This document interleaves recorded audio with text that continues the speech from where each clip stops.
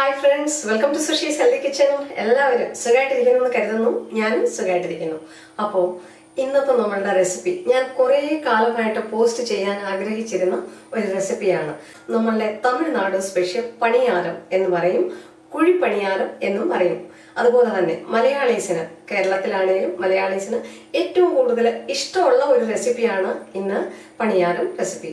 നമ്മൾക്ക് വളരെ ഈസി ആയിട്ട് ബാക്കി വരുന്ന ദോശ മാവ് കൊണ്ട് അല്ലെങ്കിൽ ഇഡ്ഡലി മാവ് കൊണ്ട് വളരെ ടേസ്റ്റിയും സോഫ്റ്റുമായിട്ടുള്ള പണിയാരം ഉണ്ടാക്കിയെടുക്കാം. അതുപോലെ തന്നെ പണിയാരം രണ്ട് രീതിയിൽ ഉണ്ടാക്കാറുണ്ട്. ഞാൻ ഇന്ന് ഒരു റെസിപ്പി പോസ്റ്റ് ചെയ്യുന്നുണ്ട്.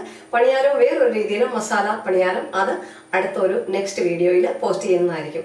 അപ്പോൾ വളരെ ഈസി ആയിട്ടുള്ള നമ്മളുടെ കുഴിപ്പണിയാരം അല്ലെങ്കിൽ പണിയാരം റെസിപ്പി എങ്ങനെയാണ് ഉണ്ടാക്കുന്നതെന്ന് നോക്കാം. നിങ്ങളുടെ എല്ലാ ഫീഡ്ബാക്കുകൾ പ്ലീസ് കമന്റ് സെക്ഷനിൽ, കമന്റ് ബോക്സിൽ തരാവുന്നതാണ്. അതുപോലെ നിങ്ങളുടെ വിലയേറിയ സബ്സ്ക്രിപ്ഷൻസും വ്യൂസുമാണ് ആവശ്യം. എൻ്റെ ഏതെങ്കിലും കൂട്ടുകാർ ഇതുവരെ സബ്സ്ക്രൈബ് ചെയ്യാതെയാണ് വീഡിയോ കാണുന്നതെന്നുണ്ടെങ്കിൽ പ്ലീസ് മറക്കാതെ ഒന്ന് സബ്സ്ക്രൈബ് ചെയ്ത് സപ്പോർട്ട് ചെയ്തേക്കണേ. സബ്സ്ക്രൈബ് ബട്ടൺ പ്രസ് ചെയ്ത് കഴിഞ്ഞ് ഒരു ബെല്ലൈക്കൺ കൂടി വരും. ആ ബെല്ലൈക്കൺ കൂടി ഒന്ന് പ്രസ് ചെയ്യുക. അതിൽ ഓൾ എന്നതിൽ ക്ലിക്ക് ചെയ്യുക. അപ്പോൾ ഞാൻ വീഡിയോസ് പോസ്റ്റ് ചെയ്യുമ്പോൾ തന്നെ നിങ്ങൾക്ക് കിട്ടുന്നതായിരിക്കും. വളരെ ടേസ്റ്റി ആയിട്ടുള്ള ഒരു ബ്രേക്ക്ഫാസ്റ്റ് അല്ലെങ്കിൽ ഒരു സ്നാക്ക് റെസിപ്പിയാണ് പണിയാരം റെസിപ്പി. ഫ്രണ്ട്സ്, പണിയാരം ഉണ്ടാക്കാനായിട്ട് നമുക്ക് ആദ്യം വേണ്ടത് ദോശമാവ് അല്ലെങ്കിൽ ഇഡ്ഡലി മാവ്. ഇഡ്ഡലിക്കൊക്കെ എടുക്കുന്ന പോലെ കുറച്ച് കട്ടിക്കിരിക്കുന്ന മാവായിരിക്കണം, ഒത്തിരി അങ്ങ് ലൂസായിരിക്കരുത്. ദോശയ്ക്ക് നമ്മൾ കുറച്ചുകൂടെ ലൂസാക്കാറില്ലേ. അപ്പോൾ ഇത് ഞാൻ ദോശയ്ക്കും ഇഡ്ഡലിക്കും കൂടെ ഒന്നിച്ചാണ് അരയ്ക്കാറ് എപ്പോഴും. ഇതിൻ്റെ പ്രൊപ്പോർഷന് ഞാൻ ഡിസ്ക്രിപ്ഷൻ ബോക്സിൽ കൊടുക്കുന്നതായിരിക്കും. ഇപ്പോൾ എടുത്തിരിക്കുന്ന പ്രൊപ്പോർഷൻ ഇതിന് ഒരു 3 കപ്പ് അരിയ്, ഒരു കപ്പ് നമ്മൾ ഏത് പാത്രം എടുക്കുന്നു ഒരു 3 കപ്പ് അരിയും അതിന് വടിച്ച് 1 കപ്പോളം ഉഴുന്നും ആണ് എടുത്തിരിക്കുന്നത്. അതിൻ്റെ കൂടെ ഒരു 1/4 ടീസ്പൂൺ ഉലുവ. ഇത് മൂന്നും കൂടെ ഒരു 3-4 മണിക്കൂറോ സോക്ക് ചെയ്ത് കുതിർത്തിട്ട് നമ്മൾ സാധാരണ അരച്ചെടുക്കുന്നത് പോലെ നല്ല സോഫ്റ്റ് ആയിട്ട് അരച്ചെടുത്ത് അധികം വെള്ളം ചേർക്കാതെ ഈ അരച്ചെടുക്കുമ്പോൾ അതിൻ്റെ കൂടെ ഒരു 1-2 ടേബിൾ സ്പൂൺ വെന്ത ചോറ് കൂടി ചേർത്തിട്ട് അരച്ചെടുക്കുകയാണെങ്കിൽ നല്ല സോഫ്റ്റ് ഇഡ്ഡലിയോ ദോശയോ അല്ലെങ്കിൽ പണിയാരോ ഉണ്ടാക്കിയെടുക്കാവുന്നതാണ്. 6 മണിക്കൂർ തൊട്ട് 8 മണിക്കൂർ വരെ ഫെർമെൻറ്റേഷൻ വെച്ചിട്ട് നമ്മൾ അടുത്ത ദിവസം രാവിലെയോ അല്ലെങ്കിൽ രാവിലെ അരച്ച് വെക്കുകയാണെങ്കിൽ വൈകിട്ടോ നമ്മൾക്ക് ഈ മാവ് യൂസ് ചെയ്യാം. അപ്പം നമ്മൾ സാധാരണ ഇഡ്ഡലിക്കും ദോശയ്ക്കും എടുക്കുന്ന മാവിൽ നിന്ന് ബാലൻസ് വരുന്ന മാവാണെങ്കിൽ നമുക്ക് പണിയാരം ഉണ്ടാക്കാനായിട്ട് യൂസ് ചെയ്യാം. നമ്മളെപ്പോഴും ഇഡ്ഡലിയും ദോശയും കഴിച്ച് മടുക്കുമ്പോൾ ഡെയിലി ഒരേ സാധനം കഴിക്കാതിരിക്കാനും നമുക്ക് ഒരു ദിവസം ഇഡ്ഡലി ഒരു ദിവസം ദോശ ഉണ്ടാക്കിയിട്ട് അടുത്ത ദിവസം നമുക്ക് വേണമെങ്കിൽ പണിയാരം ഉണ്ടാക്കാം. അല്ലെങ്കിൽ കുട്ടികൾക്ക് കൊടുക്കാനായിട്ട് ഈവനിങ് സ്നാക്സ് ആയിട്ടോ ബ്രേക്ക്ഫാസ്റ്റിന് ഒരു ചേഞ്ച് ആവാനോ വളരെ ടേസ്റ്റി ആയിട്ടുള്ള പണിയാരം ഉണ്ടാക്കി എടുക്കാവുന്നതാണ്. നമ്മൾ ഇന്നലെ രാത്രിയിൽ അരച്ച് വെച്ച് ഫെർമെൻ്റ് ആയ മാവാണ്. അപ്പോൾ ഇനി ഇതിനകത്തോട്ട് നമുക്ക് ബാക്കി വേണ്ട കാര്യങ്ങൾ എന്താണ് ചേരുവകളെന്ന് വെച്ചാൽ അത് ചേർത്ത് കൊടുക്കാം. ഇനി മീഡിയം തീയിൽ ഒരു പാൻ ചൂടാക്കി പാനിൽ 1 ടേബിൾ സ്പൂണോളം എണ്ണ ഒഴിച്ചു കൊടുത്തിട്ടുണ്ട്. 1 ടീസ്പൂൺ എണ്ണ ഒഴിച്ചാലും മതി. എണ്ണ കഴിക്കാൻ പറ്റാത്തവരാണെങ്കിൽ അതനുസരിച്ച് എണ്ണ ഒഴിച്ചാലും മതി. അതിലോട്ട് എണ്ണ ചൂടായി വരുമ്പോൾ ഒരു അല്പം കടുകിട്ട് കൊടുക്കുക, അല്പം ഉഴുന്നിട്ട് കൊടുക്കുക. ഒരു 1 ടീസ്പൂണോളം ഉഴുന്നിട്ട് കൊടുത്താൽ മതി. കടുകും പൊട്ടി ഉഴുന്നൊന്ന് ബ്രൗൺ കളർ ആകണം. ഫ്ലെയിം കുറച്ച് വെക്കുക, അല്ലെങ്കിൽ ഉഴുന്ന് കരിഞ്ഞു പോകാൻ സാധ്യതയുണ്ട്. അപ്പോൾ ഉഴുന്നൊന്ന് ബ്രൗൺ കളർ ആയിട്ടുണ്ട്. ഇതിലോട്ട് നമുക്ക് വളരെ ചെറുതായിട്ട് കുഞ്ഞായിട്ട് കട്ട് ചെയ്ത 1 ടീസ്പൂൺ ഇഞ്ചി കൊത്തിയരിഞ്ഞത്, 1 ടീസ്പൂൺ പച്ചമുളക് വളരെ ചെറുതായിട്ട് കൊത്തിയരിഞ്ഞത് ഒന്ന് ഫ്രൈ ചെയ്യുക. ജസ്റ്റ് ഒരു 30 സെക്കൻഡ് ഒന്ന് ചെറുതായിട്ട് സോട്ടേ ചെയ്യുക. കരിഞ്ഞു പോകരുത്, ഒരുപാടങ്ങ് ബ്രൗൺ കളർ ആക്കണ്ട. ഒരു മീഡിയം സൈസ് സവാള വളരെ കുഞ്ഞായിട്ട് കൊത്തിയരിഞ്ഞത്. ഒരുപാട് വലിയ പീസസുകളൊന്നും പണിയാരത്തിൽ ഇടരുത്. വെജിറ്റബിൾ ആണെങ്കിലും സവാളയാണെങ്കിലും ഇഞ്ചി പച്ചമുളകാണെങ്കിലും എല്ലാം വളരെ ചെറുതായിട്ട് അരിഞ്ഞിടുക. ഇത് ഒരു 3 തൊട്ട് 4 മിനിറ്റ് വരെ ലോ ഫ്ലെയിമിലിട്ടൊന്ന് വഴറ്റിയെടുക്കുക. ഇതിൻ്റെ കൂടെ ഒരല്പം കരിവേപ്പില കട്ട് ചെയ്തത്, കരിവേപ്പിലയും ചെറുതായിട്ട് കട്ട് ചെയ്തിടുകയാണെങ്കിൽ നമുക്ക് പണിയാരം ഉണ്ടാക്കാനായിട്ട് കുറച്ച് ഈസി ആകും. വലിയ കരിവേപ്പിലയൊക്കെ ആയിട്ട് ഇടുകയാണെന്നുണ്ടെങ്കിൽ മുറിക്കാതെ ഇട്ടാൽ അതുണ്ടാക്കുന്ന സമയത്ത് ചെറിയ ചെറിയ ഉണ്ണിയപ്പത്തിൻ്റെ പീസസ് കൂട്ടല്ലേ ഇരിക്കണേ. അപ്പോൾ അതിലിങ്ങനെ എടുത്തറിയും. അപ്പോൾ കരിവേപ്പില ചെറുതായിട്ട് കട്ട് ചെയ്തിടും. കരിവേപ്പിലയ്ക്ക് പകരം അതായത് മല്ലിയില ചെറുതായിട്ട് കട്ട് ചെയ്തിട്ട് ചേർക്കാവുന്നതാണ് വേണമെങ്കിൽ ഇതിൻ്റെ കൂടെ. ഓക്കെ, ഇത് ഒന്ന് നല്ലതുപോലെ ഒന്ന്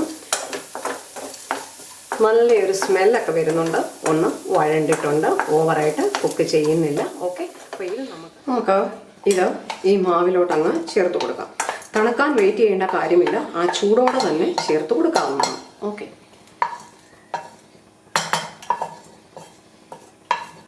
ഇനി ഇത് നല്ലതുപോലെ ഒന്ന് മിക്സ് ചെയ്യുക. ഇതിനകത്ത് ആവശ്യമുള്ളത്ര ഉപ്പ് ചേർക്കുക. ഉപ്പ് ഞാൻ ഓൾറെഡി മാവിൽ ചേർത്തിട്ടുണ്ടായിരുന്നു, അപ്പം എനിക്ക് ഒരുപാട് ഉപ്പ് ചേർക്കേണ്ട കാര്യമില്ല. ഒരു ശകലം ഉപ്പ് ചേർത്തിട്ടുണ്ട്. നിങ്ങളുടെ ടേസ്റ്റിനനുസരിച്ച് ഉപ്പ് ചേർക്കുക. ദോശമാവിലോ ഇഡ്ഡലി മാവിലോ ഉപ്പ് ചേർത്തിട്ടില്ല എന്നുണ്ടെങ്കിൽ ആവശ്യത്തിനുള്ള ഉപ്പ് മാത്രം ചേർക്കുക. ഉപ്പ് കൂടിപ്പോയി കഴിഞ്ഞാൽ ഏത് റെസിപ്പി ആണെങ്കിലും അതിൻ്റെ ടേസ്റ്റ് മാറിപ്പോകും. പിന്നെ ഉപ്പ് കഴിക്കാൻ വയ്യാത്തവരാണെന്നുണ്ടെങ്കിൽ ഉപ്പ് ചേർക്കാതെയും നമുക്ക് ഈ പണിയാരം ഉണ്ടാക്കിയെടുക്കാം. ഓക്കെ, അവർക്കും കഴിക്കണമല്ലോ, അസുഖമൊക്കെ ഉള്ളവർക്കും കഴിക്കാവുന്നതാണല്ലോ. അതുപോലെ തന്നെ ഇത് ഒരുപാട് ഓയിലൊന്നും ചേർക്കാതെ തന്നെ നമുക്ക് ഈ പണിയാരം ഉണ്ടാക്കിയെടുക്കാവുന്നതാണ്. ഓക്കെ, ഇത് ഞാനിവിടെ യൂസ് ചെയ്യുന്നത് ഇൻഡസ് വാലിയുടെ പണിയാരം ആപ്പെ പാനാണ്. ഇത് ഞാൻ ഓൺലൈനിൽ വരുത്തിച്ചതാണ്. ഇത് അല്പം വലിയ കുഴികളാണ്. അത് പണിയാരം ഉണ്ടാക്കാനായിട്ട് തന്നെയുള്ള ഒരു പാനാണ്. ഓക്കെ, അപ്പം നമുക്കിതിൽ ഉണ്ണിയപ്പം വേണമെങ്കിലും ഉണ്ടാക്കാം. ഉണ്ണിയപ്പത്തിന് സെപ്പറേറ്റ് ഒരു പാൻ വാങ്ങേണ്ട കാര്യമൊന്നുമില്ല. ഇത് നല്ലതുപോലെ നമ്മൾ സീസണിങ് ചെയ്തിട്ട് വേണം നമ്മൾ ഏത് പാൻ വാങ്ങാനും. ഇരുമ്പിൻ്റെ കാസ്റ്റ് അയറിൻ്റെ ആണെന്നുണ്ടെങ്കിൽ ഇത് കാസ്റ്റ് അയറൺ ആണ്, പ്രീ സീസണിങ് ചെയ്തതാണ്. പക്ഷേ എന്നാൽ നമ്മളിത് നല്ലതുപോലെ ഒന്ന് സ്ക്രബ് ചെയ്ത് കഴുകിയിട്ട് നമ്മളതിൽ തുടച്ചെടുക്കുക. അതിൽ എണ്ണ ഒന്ന് പുരട്ടി വെച്ചൊന്ന് സീസണിങ് ചെയ്ത് തന്നെ എപ്പോഴും സൂക്ഷിക്കുക, അല്ലെങ്കിൽ തുരുമ്പ് പിടിക്കാൻ സാധ്യതയുണ്ട്. അപ്പോൾ ഈ പാൻ നല്ലതുപോലെ ഒന്ന് ചൂടാക്കി എടുത്തു. ചൂടായിട്ടുണ്ട്. ഇതിലോട്ട് നമുക്ക് കുറേശ്ശെ എണ്ണ ഒഴിച്ചു കൊടുക്കണം. ഒരല്പം എണ്ണയൊന്ന് ഒഴിച്ചു കൊടുക്കുക. ഒരു 2-3 തുള്ളി എണ്ണ ഒഴിച്ചാൽ മതി. ഒരുപാട് എണ്ണയുടെ ആവശ്യമില്ല. കാരണം ഇത് കാസ്റ്റ് അയണാണ്, പ്രീ സീസണിങ് ചെയ്തതാണ്. ഒരുപാട് എണ്ണയുടെ ആവശ്യമില്ല. എല്ലാവരും 1/4 ടീസ്പൂണോ 1/2 ടീസ്പൂണൊക്കെ ഒഴിച്ചു കൊടുക്കാറുണ്ട്. നിങ്ങൾക്ക് കുറച്ച് മൊരിഞ്ഞ് കുറച്ച് കൂടുതൽ ഓയിലി വേണമെന്നുണ്ടെങ്കിൽ നിങ്ങൾക്ക് അല്പം എണ്ണ ഒഴിച്ചു കൊടുക്കുക. ഇവിടെ ഞാൻ ജസ്റ്റ് ഒരു 2-3 തുള്ളി എണ്ണയാണ് ഒഴിച്ചു കൊടുത്തിരിക്കുന്നത്. ഇത് ധാരാളമാണ്, ഇത്രയും ആവശ്യമില്ല.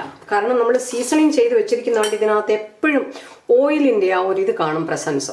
ഇനി എണ്ണ കഴിക്കാൻ വയ്യാത്തവരാണെങ്കിലോ അവർക്ക് ഒട്ടും എണ്ണ തൂത്തു കൊടുക്കാതെ ഇതുപോലെ ഒഴിച്ചു കൊടുക്കാതെ ജസ്റ്റ് ദോശക്കല്ലിൽ തൂക്കുന്ന പോലെ ഒന്ന് തൂത്തു കൊടുത്താലും മതി. അപ്പം പാൻ ചൂടായി കിടക്കുകയാണ്, എണ്ണ ചൂടായി. അതിലോട്ട് നമുക്ക് ഈ മിക്സ് ചെയ്ത് വെച്ചിരിക്കുന്ന നമ്മുടെ പണിയാരത്തിൻ്റെ മിക്സ് ഒഴിച്ചു കൊടുക്കാം. ഒരു 1/4 ഭാഗത്തോളം ഒഴിച്ചു കൊടുക്കണം കേട്ടോ. അത് ഫുൾ നിറച്ചങ്ങ് ഒഴിച്ചു കൊടുക്കരുത്. 1 ടേബിൾ സ്പൂൺ വെച്ച് ഒഴിച്ചു കൊടുത്താൽ മതി. ഫുൾ നിറച്ചൊഴിച്ചു കൊടുത്താൽ അത് പൊങ്ങി വരാൻ അതിനൊരു ബുദ്ധിമുട്ടാവും. അപ്പം നമുക്ക് പൊങ്ങി വരാനുള്ള ഒരു സ്ഥലം കൊടുക്കുക. ജസ്റ്റ് കറക്റ്റ് ഒരു 1 ടേബിൾ സ്പൂണാണ് ഞാനിപ്പോൾ ഒഴിച്ചു കൊടുക്കുന്നത്. അത് മേലോട്ട് പൊങ്ങി വരാനുള്ള ഒരു ഇത്. ഇത് ഭയങ്കര ഒരു ബെസ്റ്റ് സ്നാക്ക് കൂടിയാണ് ആരെങ്കിലും വന്നാൽ കേട്ടോ. ഇത് നമ്മളിനി അടച്ചു വെച്ചിട്ട് ഒരു സൈഡ് ലോ ഫ്ലെയിമിൽ ഒരു സൈഡൊന്ന് ചെറുതായിട്ട് മുരിച്ചെടുക്കണം. ഫ്ലെയിം കൂട്ടിയിട്ട് കഴിഞ്ഞാൽ അകം വേവാതെ പുറം മാത്രം ബ്രൗൺ കളറാകും. അപ്പം പ്രത്യേകം ശ്രദ്ധിക്കുക, വളരെ ലോ ഫ്ലെയിമിൽ. കാരണം ഇത് കാസ്റ്റ് അയൺ ആണ്, ഓൾറെഡി ഭയങ്കര ഹീറ്റ്, ഈവൻ ഹീറ്റ് 4 വശത്തും കിട്ടും ഇതിന്. അപ്പം നമുക്ക് ഒരുപാട് ഹൈ ഫ്ലെയിമിൽ ഇടേണ്ട കാര്യമില്ല. ഒരു 3-4 മിനിറ്റ് കഴിയുമ്പോൾ മറ്റേ സൈഡ് തിരിച്ചിട്ടോ നമുക്കിത് തുറക്കാം. ഇത് പൊങ്ങി വന്നിട്ടുണ്ട്. നമുക്കിതൊന്ന് തിരിച്ചിടാം. നമ്മൾ ആദ്യം ഒഴിച്ചത് തന്നെ നമ്മൾ തിരിച്ചിടണം.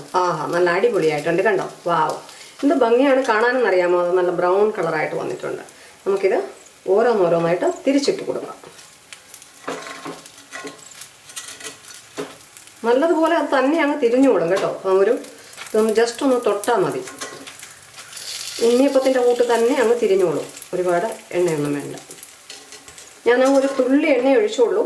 കണ്ടില്ലേ, എല്ലാവരും ഒരു ചെറിയ സ്പൂൺ നിറച്ചൊക്കെ എണ്ണ ഒഴിക്കാറുണ്ട്. ഞാനൊരു തുള്ളി എണ്ണ ഒഴിച്ചോളൂ. പക്ഷേ നമുക്ക് നല്ലതുപോലെ വെന്ത് കിട്ടി, മുരിഞ്ഞ് കിട്ടി. അത് തിരിച്ചിടണം. ഫുള്ളി വേവണമെന്നുണ്ടെങ്കിൽ അതൊന്ന് കൈ ഉപയോഗിച്ചാണെങ്കിലും നമുക്ക് തിരിച്ചിടാം. നമ്മളിതെല്ലാം ഒന്ന് തിരിച്ചിട്ടു. ഇനി ഇതിൻ്റെ മറ്റു സൈഡ് കൂടി ഒരു 2-3 മിനിറ്റ് ഒന്ന് നമുക്ക് ഫ്രൈ ചെയ്യാം. നമ്മുടെ പണിയാരം ഇവിടെ റെഡി ആയിട്ടുണ്ട്. നമുക്കിതങ്ങ് എടുക്കാം. ഒന്ന് ജസ്റ്റ് ഒന്ന് കുത്തിയെടുത്താൽ മതി കേട്ടോ.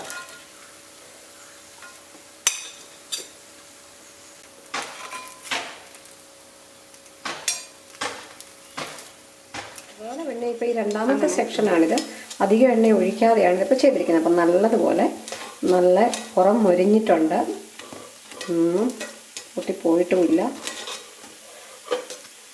നല്ല പുറം ക്രിസ്പിയും അകം സോഫ്റ്റുമായിട്ടാണ്. അപ്പം നമുക്കിത് എല്ലാം നമുക്കിതുപോലെ ചുട്ടെടുക്കാം. എന്നിട്ട് ഇത് ഒരു 2 മിനിറ്റ് നേരത്തേക്ക് അടച്ചു വെച്ച് മറ്റേ സൈഡും കൂടെ നമുക്ക് നേരെയാക്കാം.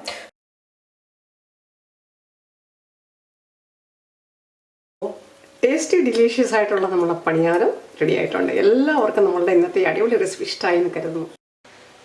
അപ്പോൾ ഫ്രണ്ട്സ്, നമ്മളുടെ വളരെ ടേസ്റ്റി ഡിലീഷ്യസ് ആയിട്ടുള്ള നമ്മളുടെ കുഴി പണിയാരം അല്ലെങ്കിൽ പണിയാരം റെസിപ്പി എല്ലാവർക്കും ഇഷ്ടമായി എന്ന് കരുതുന്നു. It's so delicious and എമ്മിലീഷ്യസ്.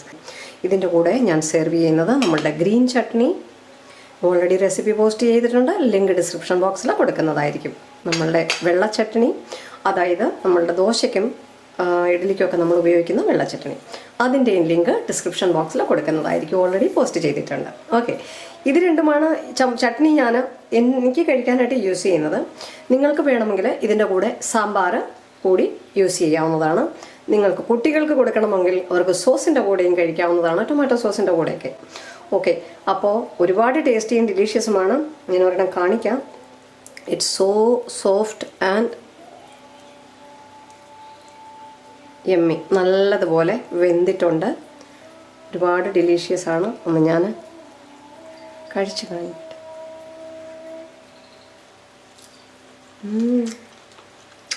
Aaha,